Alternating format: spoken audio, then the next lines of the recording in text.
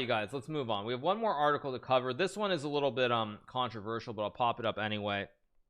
Okay, so this is an article that I covered a little bit about the story maybe about a week and a half ago, and now this article was published already 5 days ago, so I don't know if there's more to it, but let's keep going. FIDE World University Championship participant disqualified without proof of actual cheating. Article by Peter Doggers, updated March 31st. So I wanted to cover this a few days ago. I didn't have a chance to get to it, so I'm just going to cover it right now. Okay, let me scroll up one little bit. Okay, a total of 20 participants of the women's rapid tournament of the FIDE World University Online Chess Championship were disqualified by the tournament's fair play panel, although it stated that there was no proof of actual cheating. One player was stripped of her world title, a decision that has been questioned on social media and countered by a separate investigation. On Thursday, March 25th, Yulia Osmak was a world champion. Almost 3 days later, she was not. Osmak had won the women's rapid title of the FIDE World University Championship, but on Saturday evening, the 23-year-old international master from Kiev, Ukraine, received an email from the tournament's fair play panel. It was stated that there was a suspicion of breach of fair play regulations, that she was disqualified from the tournament, and that the decision was final. It was a very big shock for me, Osmak told chess.com. The FIDE World Online University Championship was an event open for students born in 1995 and later. It was played over 3 weekends. The Blitz Championship on March 13th to 14th, the Rapid Championships on March 20th to 21st, with the finals on March 25th, and the Rapid and Blitz Cups for teams on March 27th to 28th. The event was played for the first time under a new formula where students are actually representing their universities, while before they were representing countries. With over 1,000 participants, the turnout was bigger than ever. This is not an April Fool's joke, you guys. This is a very serious article. So this is not April Fool's. I didn't have a chance to cover it. I wanted to cover it sooner, but I didn't. A report by the tournament's fair play panel, here in PDF, published on March 26th, revealed that 20 out of almost 900 participants of the rapid tournament were disqualified due to breach of fair play.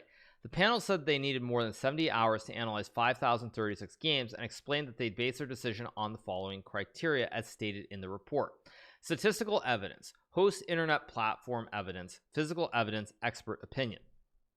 All right, statistical evidence was provided by wait one second. The statistical evidence was provided by Kenneth Regan, an associate professor in the Department of Computer Science and Engineering at the University at Buffalo, and FIDE statistical expert. The host internet platform evidence was provided by Tornello, on which the tournament was played. Physical evidence was based on Zoom video calls with players using single webcams and arbiters during the games and the players' screens that they shared. The expert opinion was provided by fair play panel member GM Alexander Kolovich and a few other grandmasters. All right, I have looked at her games. I'll get to that later on, but there are a few things that I'm going to say that are very sort of eye-opening. The first thing is that not all chess sites are created equal. So I find it very odd that this event was held on a chess site that I've never even heard of. So this is held on a platform called Tornello, which I've never heard of. The chess sites that I'm aware of are obviously chess.com, Lichess, Chess24, and the Internet Chess Club. So it's very weird to me that a top-level event was held on a site that I literally had never heard of until this article. So it is a little bit odd to me to see that to begin with. That's the first thing that I would say. That's the first thing that I would say in terms of this. That sort of raises my eyebrow. Next thing that we keep going on. Okay. The report emphasizes both FIDE and the hosting platform refrain from claiming that the player actually cheated. The following sentence, together with other sentences, are taken from paragraph 5.20 of the tournament regulations and copied into the report. Neither FIDE nor the hosting internet platform claimed that the determination of a suspected fair play violation is proof of actual cheating or an admission of guilt by the disqualified player. There was no way for the players to challenge the findings. The report states that the fair play panel was not subject to any appeal, review, or other challenge, as has been stated in the tournament regulations beforehand. The 20 disqualified players were not allowed to play in the team event of the tournament on the last weekend. The disqualifications won't have consequences in their future over-the-board play unless FIDE's Fair Play Commission decides to refer the matter to the FIDE Ethics and Disciplinary Commission. According to this report, this would only happen in the case of a clear or gross violation or repeated violations, and could possibly lead to excluding a player from all official chess events for a period of up to 15 years. Okay, let's keep going. All right. Yulia Osmak. The case got further attention because of what happened to Osmak. The 2017 Ukrainian women's champion had finished in first place in the women's section with a 4.5 out of 5 score. However, she was one of the 20 disqualified players. She lost her world title, and her 5 games were all turned into losses. Her opponents were given a half point for their games against her. So there's a picture here. Let's keep going. After the preliminary phase of the rapid tournament, several players were disqualified, but Osmak was not one of them. The final consisted of just 5 rounds. Below you can find all 5 of Osmak's games in the finals, played at 10 minutes for the game and a 5-second increment. Alright, so I've already looked at her games as part of a previous article, so I'm not going to talk about the games until I get through the article. Let's keep going. The International Chess Federation issued the following statement on the case, specifically referring to Osmak. In connection with the decision of the Fair Play panel of the FIDE World University Online Championship, FIDE confirms that the results of the women's rapid final held on 25th of March have been adjusted. All the results of I am Yulia Osmak are counted as a loss in line with the tournament's regulations. The decision was not based solely on cheating detection algorithms, but was made by FPP after a thorough examination. That included all available evidence. The decision is final. It's been a horrible time for me, Osmak told chess.com, saying she couldn't sleep the first 2 nights after receiving the Fair Play panel's email. Because the email she received mentions that there was no proof of cheating, Osmak decided to write to the Fair Play panel members. So far, she has not received an answer. Only 2 hours were sent a reply acknowledging to have received her message. The case has received a lot of reaction on social media, including from several prominent chess players. Former FIDE world champion GM Ruslan Ponomarev did not see anything suspicious in Osmak's games. I watched the games of Yulia Osmak from the FIDE World Online Chess University Championship and can claim 110% that I did not find any evidence of cheating. All right, we have more. Another reaction came from GM Susan Polgar, replying to GM Mikhail Golubev, who is confused about players being removed from the tournament without proof of cheating and with no way to appeal. So Mikhail Golubev says, I even don't know what's special with the Osmak wins. Her opponents just played poorly. If the chess journalism still exists on Earth, I hope that the situation will be covered seriously. And then Susan Polgar replies, this is what I really do not understand. So if one is not accused of cheating, then why is the score erased? And how is it possible that the players can't defend themselves? Very confusing. Let's keep going. I'll give my take at the end of all of this. Independent investigation. The case has been widely discussed on Facebook as well, especially in a thread under a post in Russian by FIDE Director General Emil Satovsky on March 28th. Satovsky says that he has faith in the efforts of the Fair Play panel. This is not a decision taken by the platform. FIDE takes the responsibility for this decision. I have always emphasized and keep emphasizing that our standards are high. We are not a private platform. If we take responsibility, it means that we are ready to take this case to CAS and to present our evidence there. The post is still being widely discussed, and it was in this thread on Monday that a statement was posted by GM Bartłomiej Macieja, the Polish Grandmaster who co-organized the FIDE World University Championships on behalf of the University of Texas Rio Grande Valley, where he is the chess coach. The university is also where Osmak studies from her home in Ukraine because of the pandemic, and it was the team she played for. Macieja noted that an independent investigation had been conducted because Osmak is a member of the chess team in Texas. He wrote that the investigation consisted of meeting with students, meeting with all Fair Play panel members, additional meetings deemed useful, GM analysis of moves played by the student, including time spent, comparison of moves played by the student with engine recommendations, analysis of statistical evidence of the platform, analysis of statistical evidence of an external expert, analysis of video evidence, and analysis of audio evidence. Okay, so let's keep going. Macieja gave the following conclusion of the investigation. It quickly became obvious that notorious misconduct could be ruled out instantly. So the task focused on finding if there existed evidence providing at least one instance of misconduct of our student during the entire competition. After thorough analysis, not a single violation has been discovered. Therefore, for the purpose of our investigation, the case is closed. The results of our investigation are not proof that misconduct didn't happen, but exactly the same can be said of over 1,000 students that took part in the first FIDE World University Online Championships, against whom there is no evidence to claim otherwise. Let's keep scrolling. Commenting to chess.com, Macieja explained that he conducted most of the investigation himself, saying that with independent, he meant that an investigation completely apart from that of the Fair Play panel. Although he admitted that he himself was not independent in the case as the coach of Osmak. He pointed out that by going against the fair play panel's verdict, the university made a difficult decision. The goal of the investigation was to establish the future of the student, in this case Yulia Osmak, within the chess program of the university, said Machea.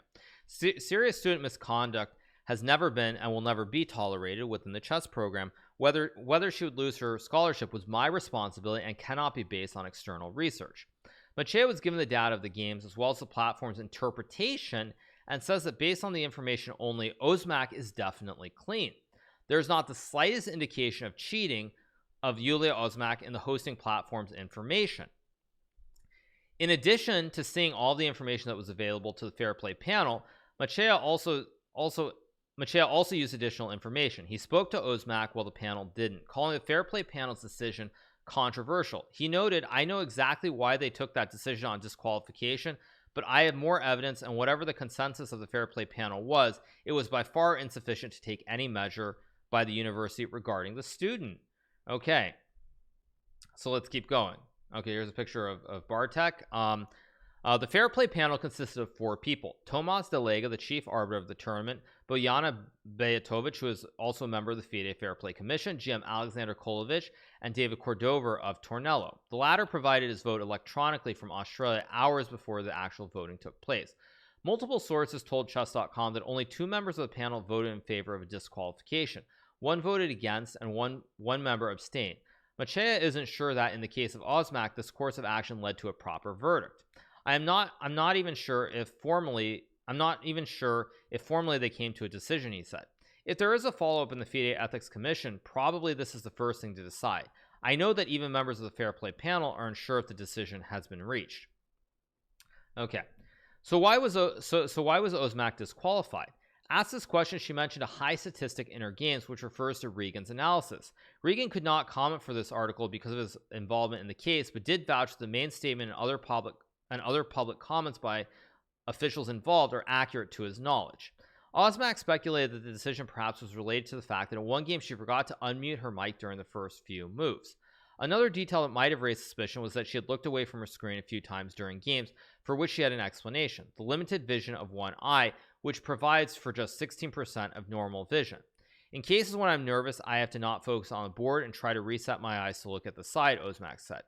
On Sunday, Machea and Osmak spoke about what happened and decided to write an email to the fair play panel that suggested a test with a lie detector. A response hasn't come yet, but Cordova told Osmak that the panel isn't planning to take this up.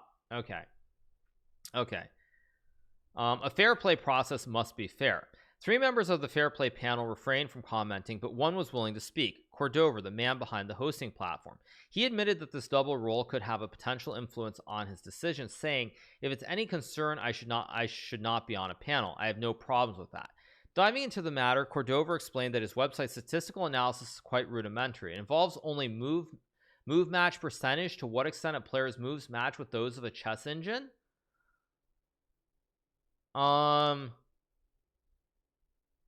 And centipede loss, a change in evaluation measured in 100th of a pawn, adjusted a little for openings and obvious moves. Okay, I mean, I'm gonna say this comes back to, like, if I'm just being honest, I am very well aware that, like, Lichess and chess.com specifically, I'm pretty confident saying this with chess24 too, that they have much more advanced cheat detection than simply something about like a move that hits it hits some depth or it's something like that. So this is actually kind of disturbing to me to see this, because I mean I know for a fact that chess.com and Lichess have much more advanced cheating algorithms. So let's keep going. But also, to be clear, you guys, if you're talking about accuracy, in terms of accuracy, I would add this: like, there were a couple of games that Jan and I played in our match, let alone plenty of other matches where there's tons of theory, where, like, Jan's match in the game against me where I lost in the Berlin, literally Jan played a perfect game and he was not cheating. He had just prepared that at home. So if you talk about accuracy, it's definitely that's definitely very sketchy to put it mildly, because I think there was that game, and there was also another game where Jan and we played like 96% plus at least, and we were not cheating. So when you start talking about pure accuracy, it really starts to get very, very, very sketchy, to put it mildly. All right, let's keep going. One difference with Regan's method is that it's not adjusted for rating. The number has to be interpreted based on the rating of the player, explained Cordova. We have some guidance on how to interpret the numbers on our website. Like Machea, Cordova does not think that the statistical analysis of Osmak shows cheating. Basically, the number that Tornello gives is something which is standard, let's say for an international master, maybe a little bit on the high side, like a strong international master, but noting that an international master wouldn't normally fall within expectations. After the decision was reached, Cordova immediately wrote an email to Fide's Fair Play Commission and to Satovsky, sharing his concerns about the process that's being used in determining players who are disqualified from certain events. In the subject field of the email, he wrote, "A fair play process must be fair. In just a few Fide tournaments that we organized in the past 4 or 5 months, I know of 3 blatantly obvious false positives," he tells chess.com. If there's a process that allows innocent people to suffer on a very frequent basis, then there's something broken about the system. Although he emphasizes not to be criticizing any individual panel members, Cordova says he sees problems in different areas, one of them being a lack of accountability. The Fair Play panel has extremely far-reaching powers, but it's not accountable to anybody at all, says Cordova. There is no right to appeal. I don't know how well the evidence that's collected is documented. I don't know if there's a review process. This way you can accuse anybody of anything. Very true. Cordova also has problems with how evidence is collected and presented. He points out that a fair play panel tries to collect evidence to prove unfair play, but does not necessarily make any effort to actually produce contrary evidence, and points out in any fair trial, both sides should be able to provide their opinion. Another point Cordova makes is about the burden of proof. He argues that the conclusion of a fair play panel should sit somewhere between balance of probabilities, like in a civil case, and beyond a reasonable doubt, like in a murder case. He mentions the concept comfortable satisfaction, which is used by the Court of Arbitration for Sport, CAS. The intention of this process should be that someone is innocent until proven guilty, and only if you can reach comfortable satisfaction that a player had some assistance, even if it was just one move in one game. Cordova also feels that the current process lacks transparency and proper communication. He argues that in the case of an event governed by Fide, the organizing should be fully transparent, meaning that all information used by a fair play panel should be shared with the public, or at least communicated by a player. Fide's response. Fide seems to agree on several points here. Satovsky has allowed chess.com to quote his reply email to Cordova in full. "Thanks for taking your time to raise these important issues. I greatly appreciate you care so much and you try to see the situation from various angles. I fully agree that the procedures must be improved and we have a long and very challenging road ahead of us.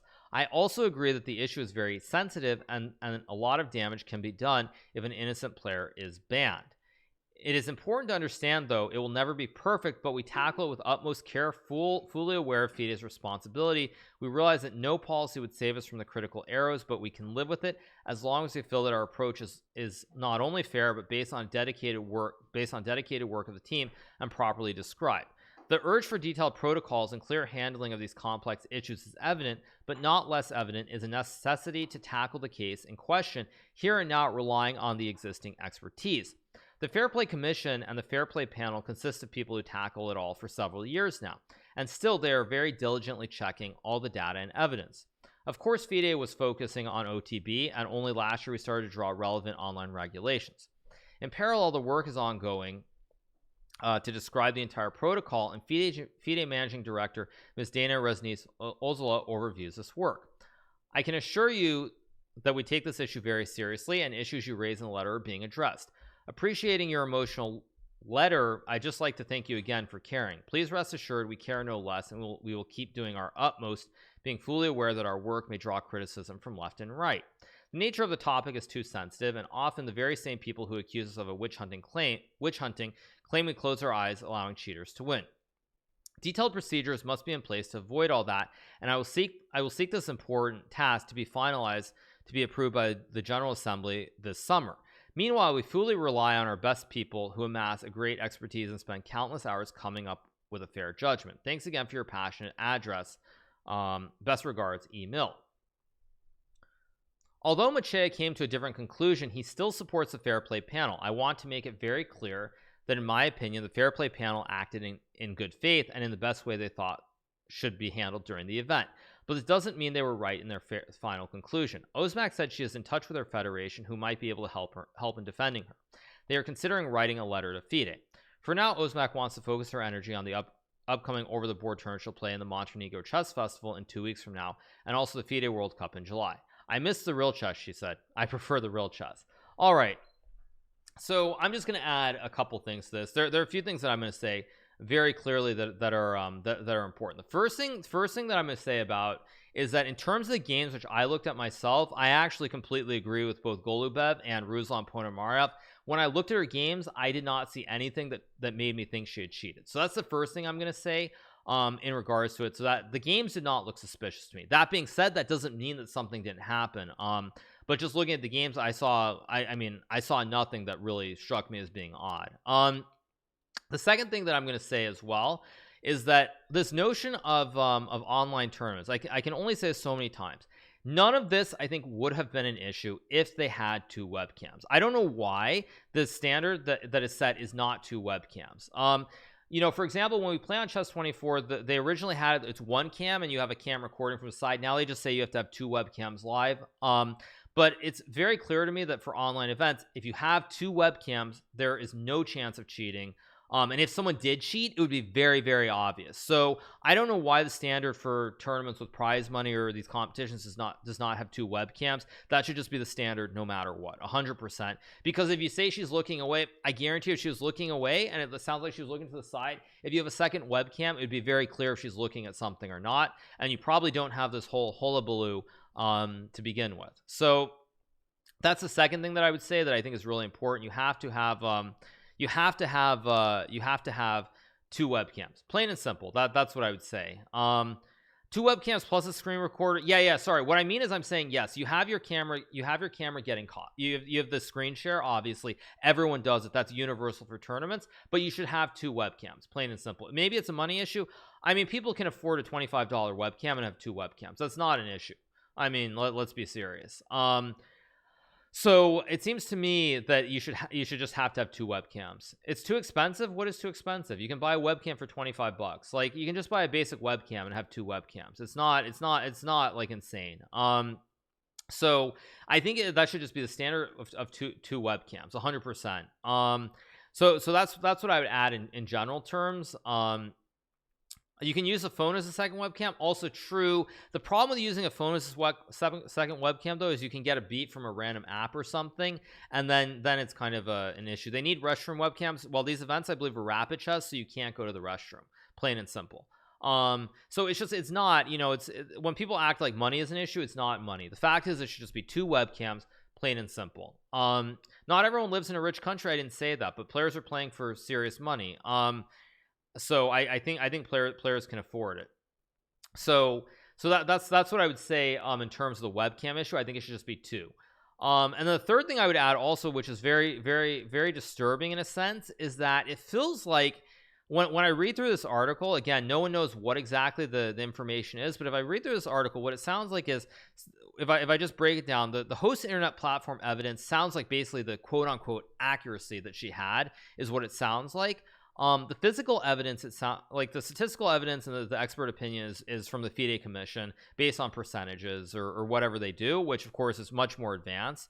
But it sounds like the host platform is just the accuracy, which is further on in the article. And the second thing is the physical evidence, which it sounds like she looked away during a couple of moves. Now, again, no one knows what that means, but I would say both of these issues, maybe not the host interform platform, but the physical evidence, if there was a second webcam, there wouldn't even be this issue. It'd be like, boom, she's looking at her phone or she's looking at something else, and 100% you have that. That's the thing. And the third part that I would add, I'm not saying she's innocent or she's guilty, but to me, from what I've seen, I think it's more likely than not that nothing happened based on the games. But the third thing that I would say is the fact that you scroll through this and they say where Cordova in this article says there were 3, I think he says there were 3 false positives. Yeah, he says, I know of 3 blatantly obvious false positives, he tells chess.com. The fact that you have 3 blatantly false positives tells me there's probably something wrong with this. So I'm very skeptical of this, and I think there's I think that it's very murky, very black and white, and so forth. But yeah, I'm skeptical. I am skeptical. about this case. And the last thing that really worries me about this is, again, I don't know if she's innocent or she's guilty, but what really worries me is there's no recourse. Basically, they decided that she was guilty, and they did this despite what appear to be many question marks in this case. How do we determine a case? I don't know. I'm not involved, but this is just based off what he says with blatantly obvious false positives. So my attitude actually is kind of, yeah, this should be run the other way. It feels to me like the notion is that you're guilty until proven innocent, whereas it should be innocent until proven guilty, and not the other way around. So I feel like unless you have like actual like hard evidence, like will Fide be angry at me because these comments? They can be angry at me. I mean, like I'm just telling you what I believe. Yeah, they can be mad at me for saying this, but it looks like there are a lot of question marks in regards to this. That's what I would say. And in general, is there footage?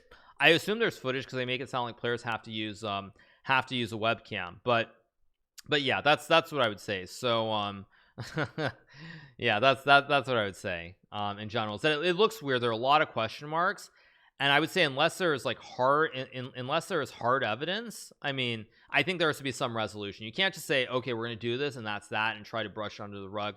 There has to be a clear there has to be clear evidence is what I would say. How many games did she play? The final was like 5 or 6 games.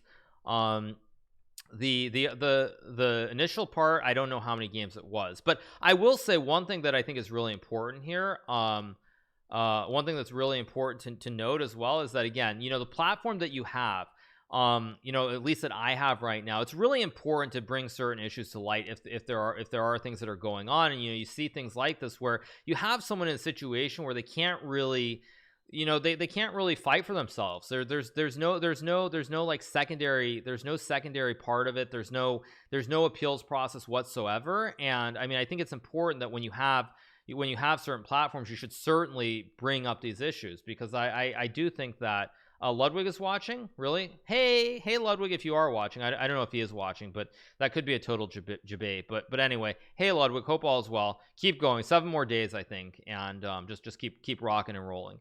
Not anymore. Okay. He's not. Okay. All right, I got debated. It's all good. But yeah, so I there are a lot of question marks here where it's I don't know, it seems I don't know, it seems weird to me. I don't know, but it seems like there are a lot of question marks, and things should kind of be, there should be more of a due process. And again, I think all of this could have been avoided if it was 2 webcams. If there are 2 webcams, the whole looking away, all this stuff, I mean, it's like it doesn't apply. So I feel like there's more to it, and I think certainly to me at least, I'm not going to say she's innocent or she's guilty, but there are a lot of question marks. The games don't raise any eyebrows to me. They don't raise any eyebrows to Ruslan either. So I'm skeptical of it. That's my honest take. I'm skeptical in this specific instance. And again, you think about it from her, you think about it in the standpoint of being accused. You know, if you get accused of cheating in a case like this, you have to think about the player. And having no way to do anything about it is, like, I can only imagine, especially if she is innocent, for example, how unfair and how unjust that really is.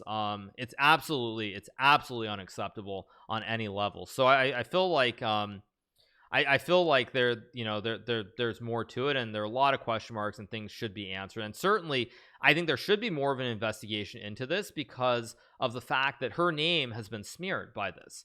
So her name has been smeared, like, above and beyond anything else. When you play chess, like, your reputation matters more than anything else. And the fact that, you know, and the fact that you have you have someone where now she can go to a tournament. Like, you think about her going and playing her next tournament, you could have people be like, well, you know, she's a cheater, you know, all these things that go around the chess tournament. Like, it's very bad. So I think it's important that more of an investigation is done here, and like, if they stick behind that ruling, that they do detail exactly what. Because if it's something as basic as looking away, like, you know, like, oh, I'm gonna look away 5 seconds, look back, oh, look away 5 seconds on 3 consecutive moves, and they're gonna say, well, you know, that matches Stockfish or something, I would be very disappointed. I hope there's more to it than just that. I really would. So yeah, that's what I'm gonna say about the article. And so yeah. Yeah, it was a rapid chess 10 minutes. Yeah. So yeah, No, I mean it's who knows, but I think there are a lot of questions and more needs to be done. So that's all I'm going to cover on this right now, in terms of the article, because I think it is really important to note for sure. Can we analyze the game? I can go over one quick game. I'll just go over this first game. I'll just go over this first game because it's a comparable rating. So let's see. So how does this game go? E3, knight f6. Okay, bishop c4. Yeah, I went over this game before. Like this is a queen's gambit accepted. Not b3, pretty normal. A line that I've played, many people have played. Very routine, all normal. A4. I mean, maybe here there are multiple moves that you could play, but a4 I know is a variation. We're still well within theory, and you keep going. Knight c4, normal. Bishop f3. You know, you've got the outpost on c4. Great bishop in the center. Very logical move to me. Knight b6, a5, normal, takes. I mean, rook d1, a b6. I mean, here she plays queen g4, which actually, if anything, you guys, would make me think, if anything, that she's more likely to be innocent, because the correct move here is just rook takes pawn. Rook takes pawn and white's just up a pawn. Instead, she goes queen g4, which is a good move, but I believe the computer said there was something wrong with this. I don't remember what it was, but there was something that wasn't precise about this order. So queen b5, rook a1, queen here, queen f4. Again, not a hard move to find. I mean maybe you could say that maybe a 2400 should panic about the b3 pawn, but queen f4 does not really look like a weird move, especially with queen b3, rook a7. So queen f6, again, obvious move. Rook a5, obvious move. Of course not rook 1, because then there's a checkmate. There's this rook e5 again. I mean, obviously not bishop e5, because after takes rook e5, queen c3 or queen b2, and black's in the game. So you take, and again, rook a5. A very clean game, mind you. It's basically a perfect game, but I see nothing in the moves that is not obvious. The first 10 moves are obvious. I mean, knight c4 and bishop f3 really does not look very hard. I mean, all of this looks very smooth and normal. So to me, like, I don't see anything in this game, and I suspect this game is like a 99% game, by the way. I think this is a 99% game, but none of the moves that she played are unusual at all. I mean, if I look at this game, if I'm just being really nitpicky, I could say maybe queen f4 is unusual, but I mean, queen f4, I mean, looks completely normal to me. I mean, it looks very normal. I mean, I don't know, but every move in this game to me looks normal. So yeah, that's what I would say is from the games. I don't see I just, yeah, I don't see it. So yeah, it's a completely clean game. I'm sure it's a 99% accuracy, but none of the moves are moves that I think an IM, you know, would have trouble finding. So yeah, that's what I would say. Again, who knows what it is or isn't, but the actual moves themselves, I do not raise an eyebrow. And the fact that Ruslan also kind of says the same thing, kind of also I sort of it makes me think that I'm not insane for seeing it that way. So all right, you guys, that's what I'm going to cover for now in terms of articles, and we're going to keep going. And we're going to move on to Reddit React now, so give me 1 second. Let me keep going. A second.